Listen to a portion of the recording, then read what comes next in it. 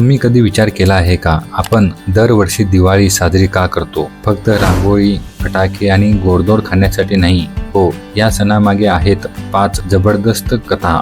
पहिली कथा भगवान रामाची. 14 वर्षाचा वनवास संपून जेव्हा ते अयोध्याला परत आले तेव्हा संपूर्ण शहर दिव्यांनी झगमगलं होतं. दुसरी कथा भगवान श्रीकृष्णाची. त्यांनी नरकासूर नावाच्या राक्षसाचा वध करून लोकांना भयातून मुक्त केलं होतं.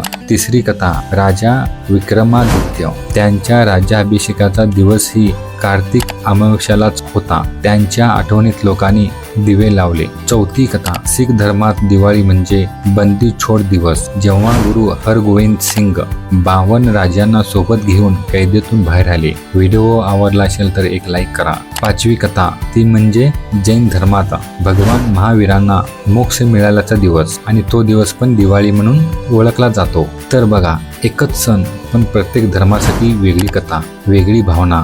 दिवाळी म्हणजे फक्त फटाके नाहीत, ती आहे अंधारावर प्रकाशाचा आणि अन्यायावर न्यायाचा विजय. तर आता सांगा, या 5 पैकी कोणती कथा तुम्हाला सर्वात प्रेरणादायक वाटते? तुमचं मत कमेंटमध्ये नक्की लिहा आणि आपल्या मराठी चॅनलला सबस्क्राईब करा.